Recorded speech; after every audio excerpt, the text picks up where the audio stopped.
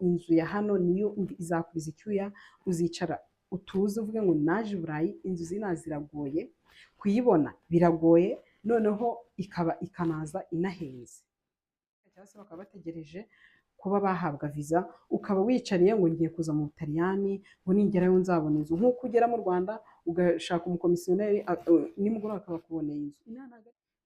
Amayuniversite y'inaha ni menshi atanga full scholarship, ni menshi pe.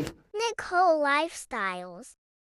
Hello guys, welcome again, welcome to my YouTube channel. Guys, ndabizi ko mwahumbuye, nanjye nabakumbuye pe, ariko noneho narabavangavanze mbakubitiramo amavideo atara yanjye, ariko nukuri nanjye ntabwo yarinjye pe, ariko nagarutse nk'ibisanzwe. Reka noneho dukore dutahirize umugozi umwe, niko bavuga, mu supportinge, mwirinde gutarutsa video zanjye, sibyo? 2026 iratangiye, izarangira hari ikintu kinini mwize kuri channel yanjye, mwize kuri Nicole. Rero niba uri umuntu ushaka kwiga, ntutarutse video yanjye, ubundi nanjye uzabona supportinze kandi nawe ugize ikintu wimarira. Uyu munsi rero ikintu kinzanye ni abantu bifuza kwapplyinga kuza mu Butaliyani. Hari umuntu wicaye avuga ati se mana, kaminuza zo mu Butaliyani zimeze ute? Ese faculty nize barazigira? Ese bimeze bite? Ni gute babikora? Ibiki? Umva, nakoze video ariko abantu kuri TikTok bamereye nabi, niyo nkunda gukoresha cyane, ngo kubera iki utubwira ibyo tugiye kureba ntitubibone. Ngiye nakoze video ariko ngewe ndumva application zo mu Butaliyani ngiye kujya nkora uduseri, kubera ko ntabwo nshaka ko nzajya mbakorera iminota myinshi. Ndabazi iyo nkoze iminota myinshi muratarutse kandi abantu bavuga ngo twarangije video yawe, ariko muba mumbeshya, abavumbuye. Ariko reka tujye dukora iminota mikeya ariko igire akamaro, kugira akamaro nanjye ngira akamaro, sibyo? Rero uyu munsi ikintu kinzanye ni umuntu wifuza kuza mu Butaliyani, akaba atazi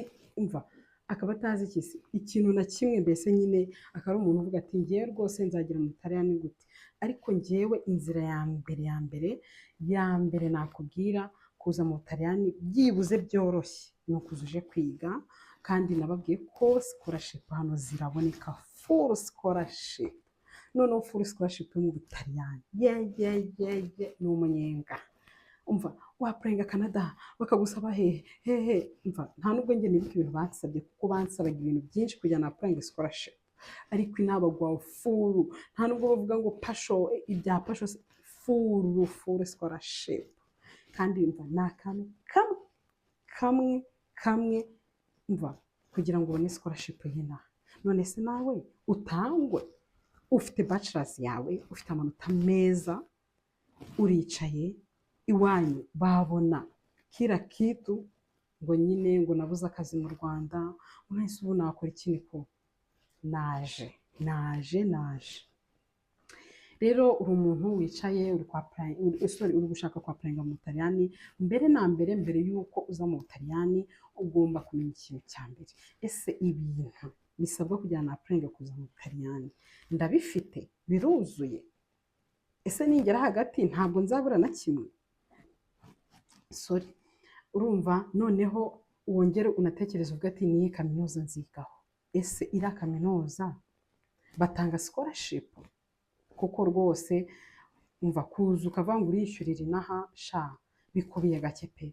None se ko akantu basaba ari akantu kurwara kugira ubone full scholarship gute? Ngiye ndi kubwira abantu bafite bachelors aka kanya, ukaba ufite amanota yawe meza, ukaba iwanyu ufite ababyeyi bakubonera buri kimwe, ariko ukaba wicaye ngo nabuze akazi, ngo nagiye kuri mifotora, nakoze ibizami, nabuze akazi gute? Ngewe ndakuziye ubu nsigaye numva rero nk'umuntu noneho ufite aga first class, akapa class, uricaye mu Rwanda ubuze akazi, wicaye mu rugo kurya ibiryo by'amapapa, uri inkumi, uri umusore, gute?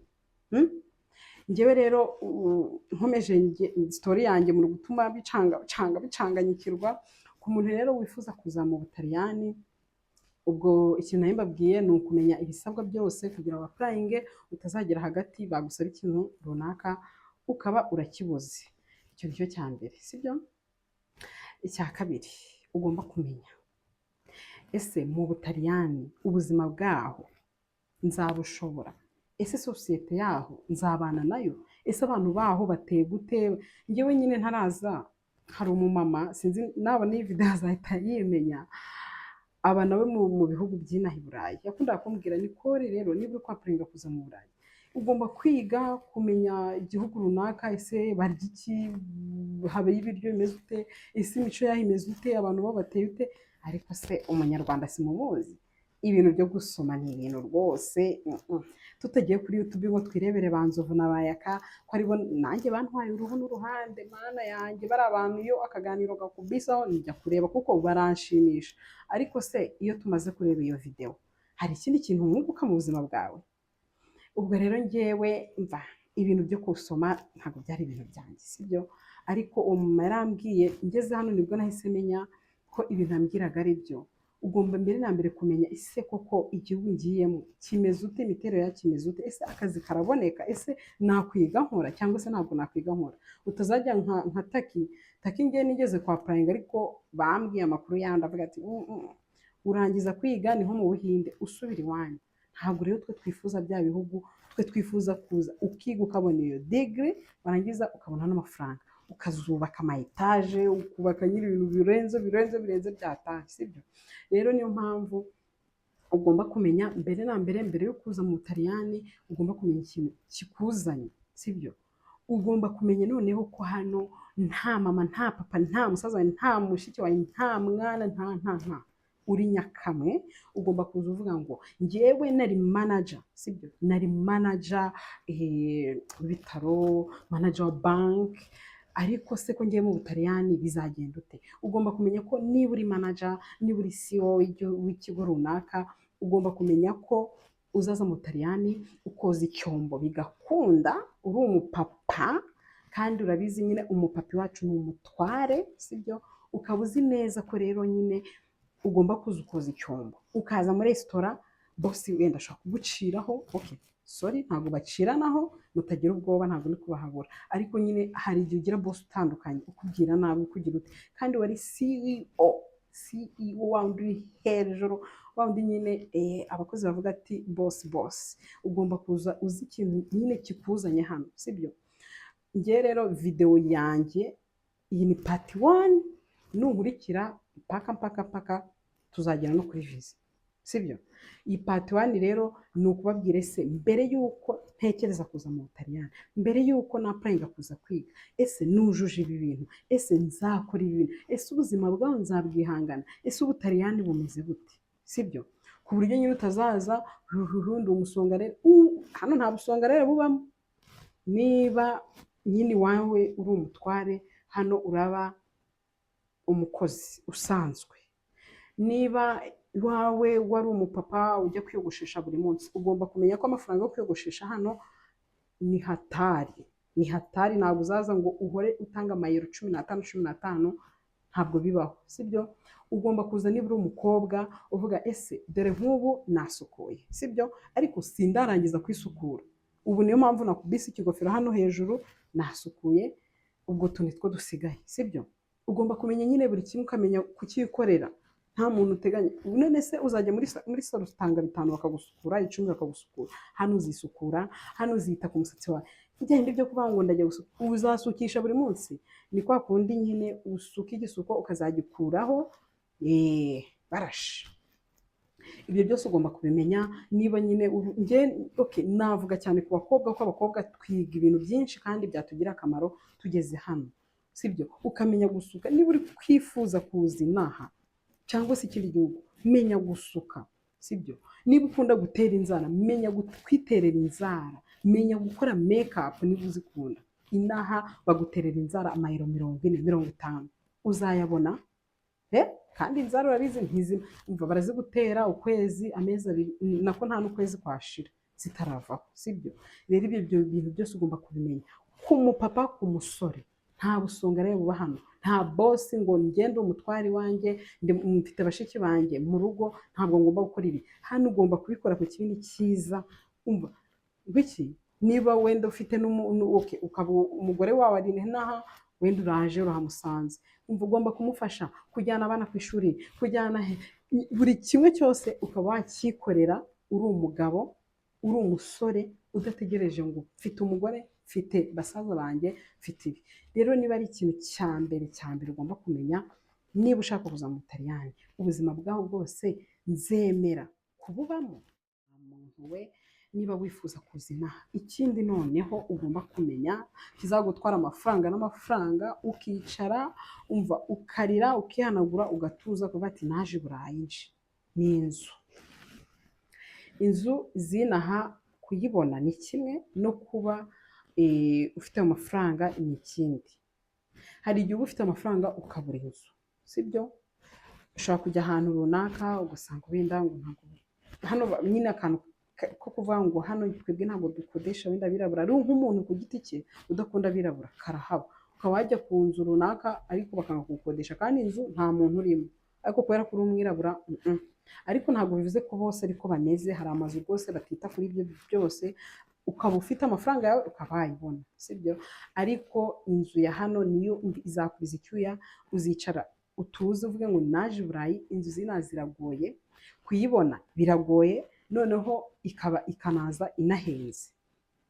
Niba uri n'umuntu, hari abantu bakiri mu Rwanda baba banabonye amaviza ndakeka, cyangwa se bakaba bategereje kuba bahabwa viza, ukaba wicariye ngo ngiye kuza mu Butaliyani ngo ningerayo nzabona inzu. Nk'uko ugera mu Rwanda ugashaka umukomisiyoneri nimugoroba akaba akuboneye inzu. Inaha ntabwo ariko bimeze, inaha ushobora kumara amezi 2 3 utarabona inzu.